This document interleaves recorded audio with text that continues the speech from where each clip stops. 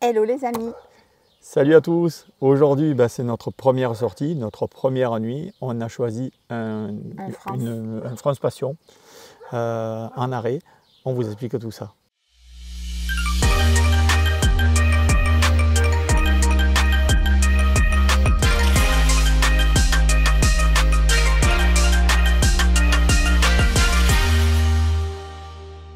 Bonjour et bienvenue sur la chaîne Les Bragards. Aujourd'hui, on est donc, comme vous le disiez, sorti pour la première fois avec notre camping-car. On est ici à Entrevennes et on est allé, on est hébergé en fait, chez un adhérent France Passion, exactement.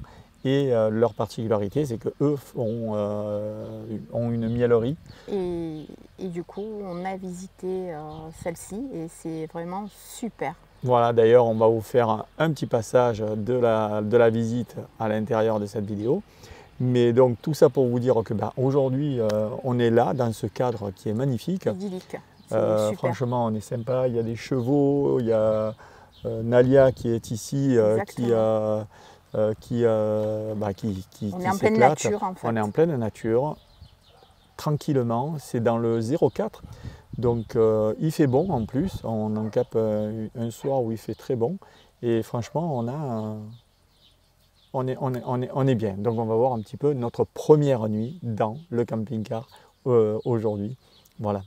Alors on est parti ce matin et du coup on s'est arrêté tranquillement sur Manosque où là on a fait une petite pause déjeuner où c'était très sympathique. C'est aussi un adhérent France Passion. Exactement. Donc, franchement, l'avantage de ça, c'est qu'en fait, on arrive dans des endroits qui sont un peu bien sympas, c'est un peu chez l'habitant, mais sauf qu'on n'est pas au bord de la route ou autre. Moi, j'ai pas envie d'être sur le bord de la route. Ça, bon, France Passion, je ne sais pas si vous connaissez, mais c'est en fait un abonnement à l'année, ça coûte 30 € et on peut aller dans différents endroits. C'est des relais un peu paysans, agriculteurs et autres, mais franchement, ça a l'air d'être bien sympa, notamment. Là, ce qu'on vient de faire, là, au niveau de la miellerie, c'était super enrichissant. On va dire ça comme ça. Franchement, très sympathique en plus, très accueillant. Et un gros passionné. Un gros passionné, tout à fait. Et d'autre part, forcément, dans ces endroits-là, on n'est pas les uns sur les autres et on est dans un cadre vraiment sympathique. Voilà, écoutez, on vous laisse avec le reportage qu'on vient de faire sur la miellerie. Et puis nous, on se dit à très bientôt dans une prochaine vidéo. En attendant, sortez et profitez de la vie. Allez, bye bye.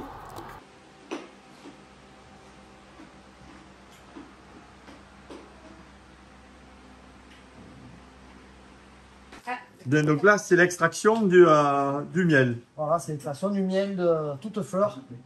D'accord. Voilà. Donc là, c'est pas les plus beaux cadres de l'année, là, c'est les cadres de réforme, en fait. C'est les cadres qui sont en fin d'usage. Donc je fais une dernière extraction et c'est des cadres qui vont partir à la fonte. D'accord. Voilà. Je crois qu'elle s'est fait couper. Ça explique pourquoi ils sont pas trop, ils sont un peu noirs. C'est vraiment leur dernier cycle. Sachant qu'on se sert plusieurs fois des cadres. Des cadres. L'avantage de travailler avec des cadres amovibles comme ça, c'est qu'on peut s'en servir plusieurs fois. Et là, ceux-là, c'est leur dernière fois. D'accord. Et en recyclage ou pas du tout? Cette cire-là, non, je la recycle pas. Parce que comme elle est ancienne, elle peut être chargée de toutes les pollutions environnementales. Et là, le miel de lavande, on travaille avec des cadres neufs, de la cire. Et là, on sort une très belle cire. Et cette cire-là, elle nous sert pour refaire de cadres. Bien évidemment, on le récolte quand il y en a suffisamment. D'accord. Et pour des raisons techniques ou des raisons de réforme des vieux cadres, il y a une partie du miel de printemps qu'on ne récolte pas. D'accord. Et en fin d'extraction, on les a mis de côté, ces cadres-là, on les a repérés dans les ruches. Et en fin d'extraction, vraiment, c'est ma manière de travailler. Oui. J'extrais ces cadres-là, après le lavande. Ça me permet d'avoir un lavande nickel. D'accord. Le plus propre possible, le plus monofloral possible. Et ces cadres-là, en fait, ça fait un toute-fleur dans lequel il y a du lavande, mais c'est quand même un toute-fleur. D'accord, ok. Voilà. D'accord. Ok. Et vous produisez combien de kilos, en fait? En général, c'est très fluctuant. Ah, d'accord, ça me fonctionne. Cette année, c'est une mauvaise année. D'accord. Et c'est à cause de la sécheresse, en fait. D'accord. En fait, le miel, c'est 80% d'humidité à la base. Le miel, c'est du nectar de fleurs que les abeilles récoltent sur les fleurs. Du nectar avant tout. Le nectar, c'est environ 80% d'humidité. Donc quand il pleut pas, quand il n'y a pas d'humidité dans la nature, Oui, il y a moins de... D'accord. il y a beaucoup moins de montée de nectar. Donc les abeilles récoltent, même si on a les belles colonies, on récolte inévitablement moins de miel. Et là, cette année, on est sur une année plutôt mauvaise. D'accord. Et vous êtes touché par le frelon asiatique? Pour asiatique, ici, on n'en a pas trop. Ah, bon, tant mieux. Il y a des années où on en a, mais dans l'ensemble, cette année, pour l'instant, j'en ai pas observé. Tant mieux. Oui, parce que ça, c'est un carnage aussi. C'est un problème, mais bon, il y en a tellement de problèmes. Oui, oui. Ah oui? D'accord. C'est... Hormis la sécheresse, il y a d'autres problèmes au niveau de... Ouais, ben, le principal problème, en fait, c'est un parasite qui s'appelle le varroa. D'accord. D'accord, c'est quoi? C'est un acarien. D'accord, ok. C'est un acarien, et en fait, lui, il parasite les ruches. Et c'est lui vraiment notre problème numéro 1. Et sans gestion du varroa, en fait, on s'en sort pas. D'accord. D'accord, parce que ça peut pas, on ne peut pas l'éradiquer ou quoi que À ce soit. l'éradiquer, on n'y arrive pas parce D'accord. qu'en fait, il y en a de partout maintenant, dans toutes les D'accord, ruches. ok. Il y a... il faut reconnaître qu'il y a peut-être des gens qui font pas des traitements comme il faudrait qu'ils le fassent. Oui. Donc du coup, ben, on a toujours une réinfestation permanente en fait. D'accord. Pourtant, les varrois ne vivent que dans les ruches, ils ne vivent pas à l'extérieur. D'accord. Sur les D'accord. acariens.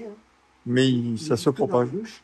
Peut-être d'une abeille à une autre? Voilà, en fait, ils passent, surtout au moment du printemps, en fait, ils parasitent plus volontiers les mâles. D'accord. Les faux bourdons. Et en fait, comme les mâles au printemps, au moment des fécondations, sont acceptés par toutes les ruches, Oui. en fait, ils profitent des mâles pour faire taxi, pour changer de Eh oui. ruche et réinfester constamment les ruches. Les autres ruches, oui. Bon, ça, c'est sûr que Voilà, c'est un problématique. problème rémanent et en fait, il faut sans arrêt se battre pour arriver à réguler le nombre.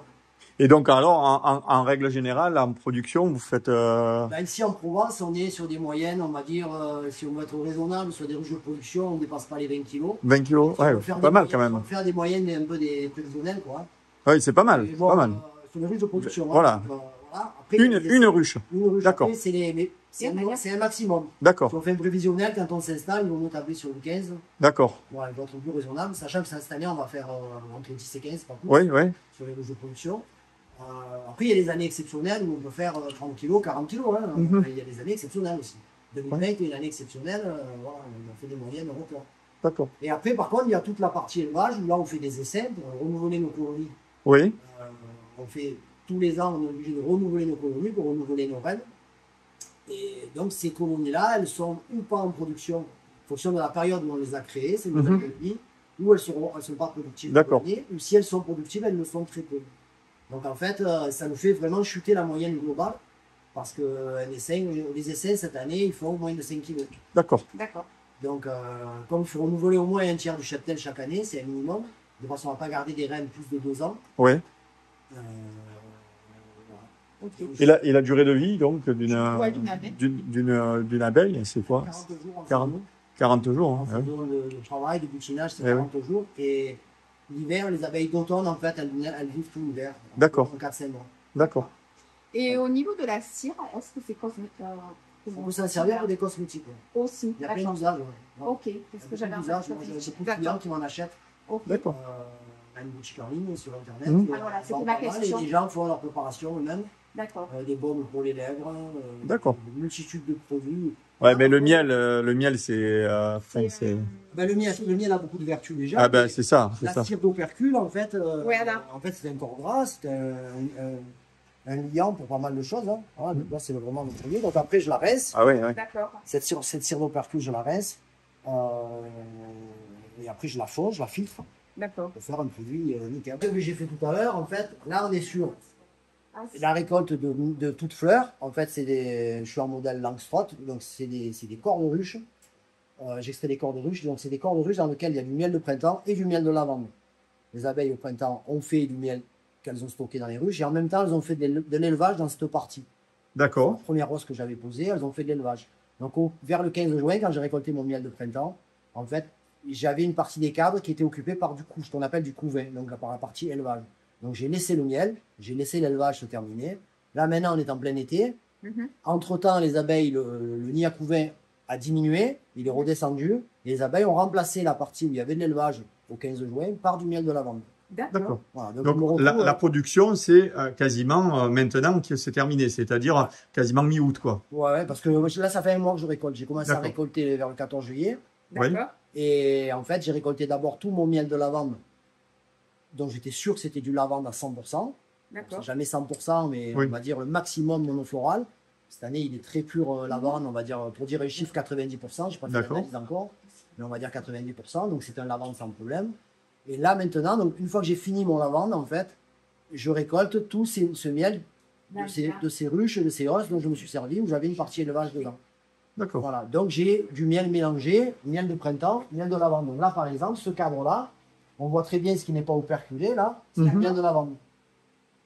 On le voit, il est très clair. D'accord. Donc ça, c'est lavande. Voilà, ça, c'est du miel de lavande, on le voit très bien, il est très, très reconnaissable. Là, la partie operculée aussi, c'est du lavande. Là, peut-être on aura un peu de toute fleur ici. Comment vous le distinguez alors? La Il est plus clarté, foncé, là. apparemment. Il est Ouais. plus foncé, d'accord, ok. Ok, Voilà. d'accord. Là, on a un peu de miel de printemps. Ok. Mais il est quand même à dominante lavande, celui-là, ce cadre-là. Après, les cadres sont très différents.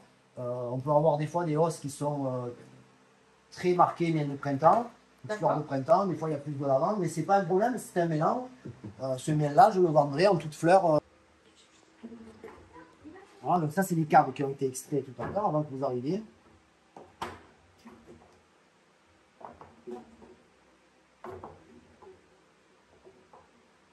C'est recyclé? Alors, Non. Ceux-là, en fait, non, je jette, je brûle, je récupère les cadres, je refais après les cadres, je les nettoie. Je D'accord. remets des feuilles de cire à la place avec ma cire d'opercule propre. Je Ouais. fais des feuilles de cire et je mets des feuilles de cire à la place. Et donc ça repart après sur un cycle. Donc, en fait, ouais, ça, c'est un cadre Après qui a ça, ouais, d'accord. Voilà. Ça, c'est un cadre que j'ai mis cette année dans une hausse qui n'a pas été construit. D'accord. Et c'est là-dessus qu'ils viennent pour faire leur. C'est magnifique. Ouais, C'est Après, elles étirent, en fait, ça permet de impressionnant. contrôler l'endroit où elles vont travailler. D'accord. De gérer ça, parce que si on laissait l'espace de la ruche vide, en fait, elle construirait. Bon, déjà, elle construirait de manière anarchique, Mhm. mais anarchique pour nous. Pour Et elles. Mais surtout, comme elles accrochent la structure au plafond, en fait, on ne pourrait pas visiter. D'accord. Ok. Et en fait, quand on veut récupérer du miel, on ne pourrait pas non plus, parce qu'en fait, elles, dans la nature, elles ont leur partie miel, elles stockent le miel en hauteur, et après, elles étirent vers le bas, et elles font la partie couvert, la partie ponte en bas. D'accord. Donc en fait, si on voulait prélever le miel, on serait obligé de détruire la ponte. Mhm. Alors que là, comme on travaille sur des étages amovibles, en fait, on laisse la partie de l'âge. D'accord. On récupère que le miel. Que le miel Qu'une d'arrêt. partie du miel. Miel, ouais, tout à fait. Donc là, le miel que j'ai désoperculé tout à l'heure, là, on va le retrouver dans le bac de désoperculation. Il y a une grille qui va arrêter la cire d'opercule, qui va laisser passer le miel. Donc le miel, on le retrouve ici. Il remplit en tête du bac de décantation. C'est du miel qui arrive, qui est relativement propre. Et de l'autre côté, on a l'extracteur qui a tourné tout à l'heure et qui, lui, libère du miel avec un petit peu d'opercule, un petit peu de cire d'opercule. D'accord. Donc ça, c'est en amont du bac de décantation. Donc la cire va remonter à la surface et le miel propre va se retrouver au fond. D'accord? Une fois qu'on laisse agir la décantation, donc plus on laisse agir, plus le miel va se nettoyer, on peut pomper le miel D'accord. pour le monter dans un maturateur. Le maturateur est équipé d'un filtre sur le sommet, donc il va encore y avoir une filtration. Ça c'est un peu le maturateur, donc du coup. En fait, on appelle ça un maturateur, mais on devrait appeler ça un décanteur. Il va se passer encore le même phénomène, c'est-à-dire que les éléments qui sont passés à travers les différentes filtrations, Oui. voilà, vous voyez, le miel il est propre, mais il est un peu trouble. D'accord, ouais. Et en fait, ça va se décanter. En fait, Ça va le filtrer en fait. il est filtré, mais c'est surtout que le miel est lourd. Il a une densité de 1,4. D'accord. Donc c'est plus lourd que l'eau, le miel, alors que la cire est plus légère que l'eau. D'accord. Donc la cire, de toute manière, va remonter dans le miel. Donc les éléments fins de cire qui sont passés à travers les différentes filtrations vont remonter à la surface. D'accord. Et on va se retrouver avec du miel nickel assez rapidement, Et après, vous mettez ça en pot directement. directement. Ouais. Après sortir. À la sortie de la cuve. Hein. De la cuve. Dans le miel, comme on travaille en apiculture traditionnelle, il n'y a pas de pasteurisation, pas d'autre filtration, pas de système d'ultrafiltration, pas de pasteurisation. Le miel est consommable directement. Il est consommable dès maintenant, hein, de toute manière. Ouais. Vous pouvez le goûter là si vous voulez, il n'y a pas de problème. À la sortie, là, ouais. À la sortie, c'est du miel brut. En fait, il y aura des petits éléments de cire qu'il faut recracher, ou pas, c'est pas très grave. ça ne vous empoisonnera pas. Mais là, le miel, il est consommable déjà. Les anciens consommaient le miel directement sur des cadres. Hein. Et oui. Ils prenaient des rayons. Ils n'avaient pas forcément de méthode d'extraction performante. Ils laissaient s'égoutter le miel. Ils mangeaient directement ce qu'on appelait en Provence les bresques. Les bresques. Les bresques. D'accord.